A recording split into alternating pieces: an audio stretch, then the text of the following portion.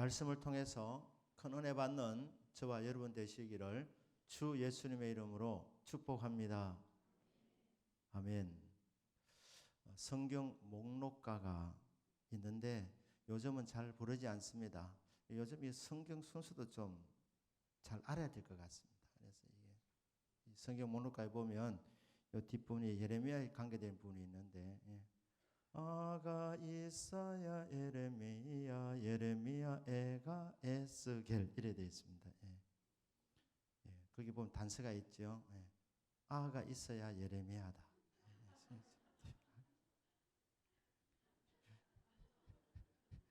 예레미야 애가 에스겔이다.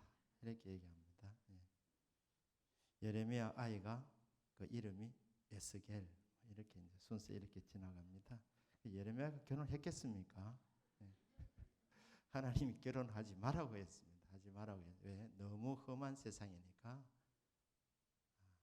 결혼하지 마라. 그런데 결혼하지 않았지만 예레미야가 선지자이면서 이스라엘 백성들 향해서 아비의 마음을 품었습니다. 목자의 마음을 품었습니다. 그래서 뭐라고 말합니까? 19절에 딸 내 백성의 심히 먼 땅에서 부르짖는 소리로다. 이 선지자 예레미야는 멀리서 들리는 딸 내 백성의 그 울부짖는 소리를 들었다는 거예요. 그런데 장차 전쟁이 일어난다는 겁니다. 하나님께서 북방에서 군사를 이렇게 갈고리를 깨고 이렇게 내려오게 해가지고 내 백성을 치게 한다는 거예요. 전쟁이 벌어지면 모두에게 피해가 가지만 가장 큰 피해를 누가 입느냐? 여성들이 입는다는 거예요.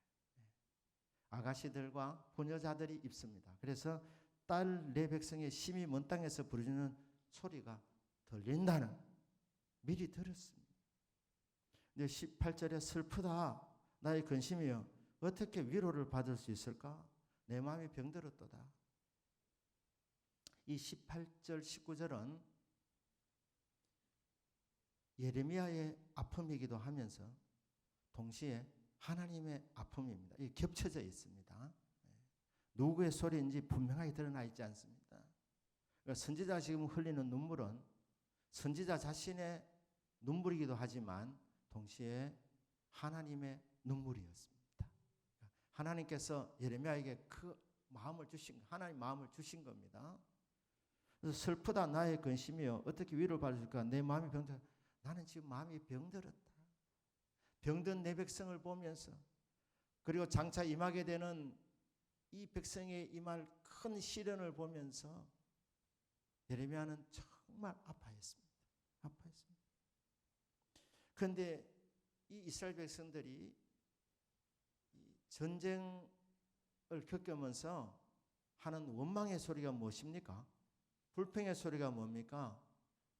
하나님 어디 계십니까? 이건 하나님 어디 계시느냐? 여호와께서 시온에 계셔야 하는데 왜 안 계시느냐? 하나님께서 시온에서 예루살렘 성전을 지으셨는데 하나님이 성전을 지으시고 그곳에 임한다고 말씀하셨는데 하나님 왜 그곳에 안 계시느냐? 이렇게 지금 원망하고 있습니다. 그의 왕이 그 가운데 계시지 아니하는가? 하나님이 백성 가운데 왜 계시지 않는가? 왜 하나님이 그들과 함께 하지 않으십니까? 왜 하나님께서 예루살렘 가운데 임재하지 않으십니까? 그것은 이스라엘 백성들이 하나님을 버렸기 때문입니다. 하나님을 떠났기 때문입니다. 하나님께서는 정말 아픈 마음을 갖고 기다리고 계십니다. 돌아오너라. 다 용서해 줄게. 돌아오너라. 나를 떠나가서 너희들이 행복하더냐? 나를 떠났는데 너희들이 진짜 만족하냐? 이제 돌아올 때가 되었지 않느냐? 그래서 8장 4절부터 이렇게 나옵니다. 사람이 길을 가다가 넘어지면 돌뿌리에 부딪혀서 넘어지면 벌떡 일어나는 것이 이게 당연한 것 아니냐? 그런데 어찌 내 백성은 넘어졌는데도 불구하고 왜 일어나려고 하지 않느냐? 하나님께서 의아해 하십니다. 사람이 나를 떠나갔으면 돌아와야 안 되나? 돌아올 때도 안 되었느냐? 그런데 너희들이 왜 그렇게 고집을 부리는지 모르겠다. 주저앉아 있고 돌아오지 않고 계속해서 환난을 겪고 아픔과 시련을 겪고 있는데 왜 깨닫지 못하느냐? 하나님께로 돌아와야지 해결되는데, 하나님께로 돌아오면 하나님께서 다시 회복시켜 주실 것인데 왜 안 돌아오는지 나는 모르겠다. 이건 자연의 이치도 아니지 않느냐? 넘어졌으면 일어나야지. 떠나갔으면 돌아와야지. 왜 안 돌아오느냐? 하면서 8장 7절에서 하나님께서 철새들과 비교하고 있습니다. 공중의 학은 말입니다. 정한 시기를 안다는 거예요. 언제 떠나야 되고 언제 돌아야 되는지 시기를 안다. 두루미들, 제비들, 이 철새들 말입니다. 철새들은 추울 때는 떠나가지 않습니까? 그래도 따뜻한 날이 되면 돌아올 줄 안다는 거예요. 철새들은 때가 되면 돌아오는데 어찌하여 내 백성은 돌아오지 못하는고? 이스라엘 백성들은 철새들보다 못하다는 겁니다. 새들이 머리 나쁘다고 새대가리라고 그렇게 놀릴 이유가 없다는 겁니다. 철새들도 다 돌아올 줄 아는데 때가 되면 돌아오는데 정한 시기를 알고 있는데 내 백성은 돌아올 때를 놓치고 있다. 이렇게 말하고 있습니다. 20절에 추수할 때가 지나고 여름이 다하였으나 우리는 구원을 얻지 못한다. 이들이 지금 탄식하고 있습니다. 추수할 때가 지났다는 거예요. 이스라엘은 이른 비와 늦은 비가 내립니다. 이스라엘은 추수를 2번 합니다. 이스라엘은 1년의 그 달이 농사는 민족이니까 가을부터 시작해서 가을, 겨울, 봄, 여름 이러면 한 해가 가는 겁니다. 여름이면 끝이 된 겁니다. 한 해의 끝입니다. 이른 비는 늦가을에 내리는 비고 늦은 비는 봄에 내리는 비입니다. 지금 말하는 이 추수할 때 지났다는 말은 마지막 추수 때 4월에서 6월 달입니다. 4월에서 6월 달에 이 마지막 추수 때에 그때는 오곡, 백과도 추수하지만 과일도 이렇게 추수합니다. 자, 이땐 이제 한 해 이제 추수가 이제 다 끝났다는 거예요. 추수할 때가 지나고 여름이라는 말은 끝이라는 단어하고 이 단어가 유사합니다. 그래서 끝이 다하였으나 여름이 다하였으나 우리는 구원을 얻지 못한다. 왜 그렇게 너희들이 불평하고 있느냐? 왜 구원을 못 받았느냐? 왜 도움을 입지 못했느냐? 왜 문제가 해결되지 못하였느냐? 이유가 무엇입니까? 하나님을 떠났기 때문입니다. 하나님께로 돌아오지 않았기 때문입니다. 하나님께로 돌아오면 회복됩니다.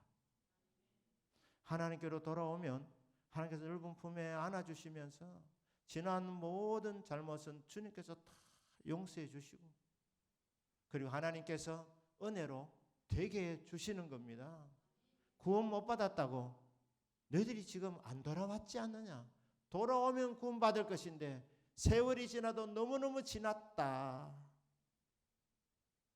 이제 추수할 때도 지났고 여름이 다하였다. 왜 기회를 놓치려고 하느냐?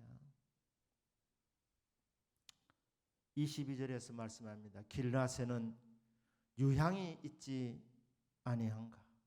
그곳에는 의사가 있지 아니한가? 길라스는 요단 동편에 있는 모압 북쪽에 있는 산악 지방에 있는 도시입니다. 길라시아는 나무가 많습니다. 근데 그 나무에서 채취한 송진으로 만든 유향이 피부병의 특효약이었습니다.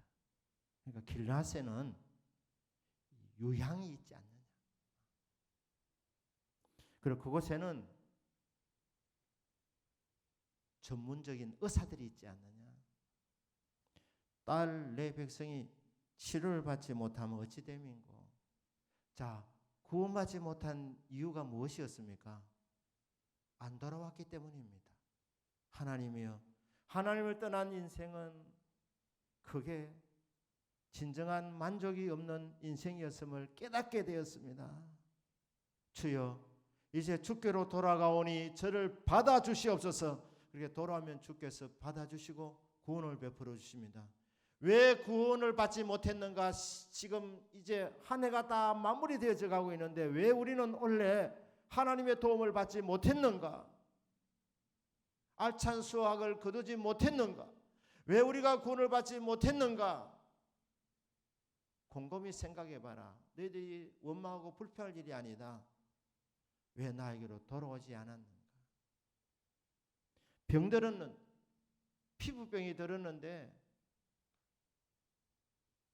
왜 고침을 받지 못합니까? 치료제가 있는데, 길라시아 유향이라는 특효약이 있는데 왜 고침을 받지 못했습니까? 안 찾아갔기 때문에. 길라스로, 그 유향이 있는, 특효약이 있는 곳으로 시간을 내어서 찾아가야지. 그곳에 있는 의사를 찾아서 만나서 도움을 받아야 되죠. 치료를 받아야 되는 것입니다. 소문은 나 있는데, 길라시아에서는 유향이 있는데, 피부병에 특효약이 있다, 소문이 나 있는데 왜 내 백성이 고침받지 못하는가? 안 찾기 때문에, 안 가기 때문에. 딸 내 백성이 치료를 받지 못한다는 근본 원인은 못 만났기 때문에, 의사를 못 만났기 때문에, 길라시아의 유향이 유명한데 못 갔기 때문에, 안 갔기 때문에. 이게 하나의 이유가 됩니다. 근본적인 이유가 되는 것이.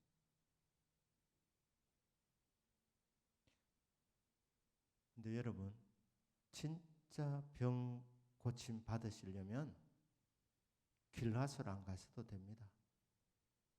예수님 만나면 될 줄 믿습니다. 수고하고 무거운 짐진 자들아 다 내게로 오라. 내가 너희를 쉬게 하리라. 수고하고 무거운 짐이 무엇이겠습니까? 우리가 먼저 생각하는 것은 죄의 짐 아니겠습니까? 여러분, 죄의 짐은 무겁습니다.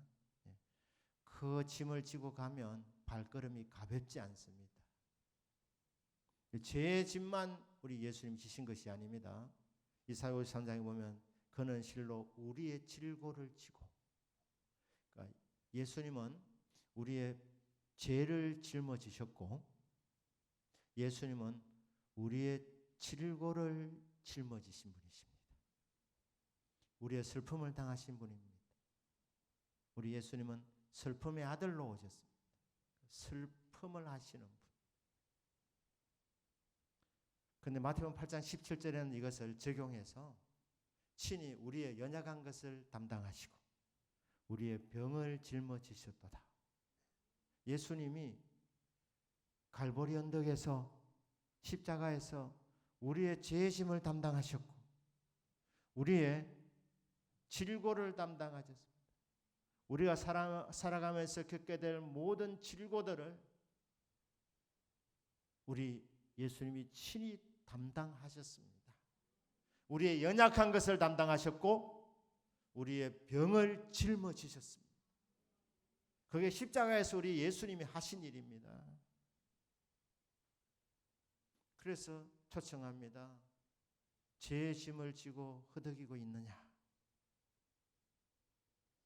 무거운 병의 짐을 지고 있느냐? 내가 갈보리 언덕에서 다 그 짐을 졌다.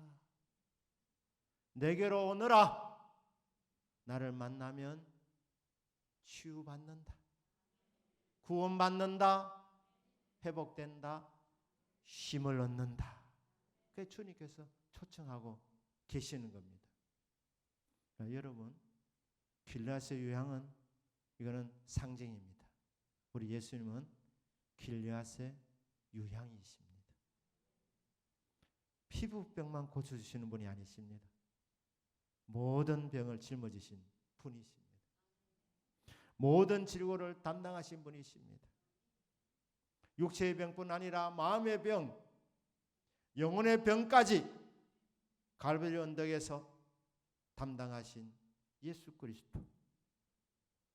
길르앗을 굳이 가지 않아도 예수님이 길르앗의 요양이시기 때문에, 그리고 만병의 의사이시기 때문에 우리는 예수님 만나면 된다는 것입니다.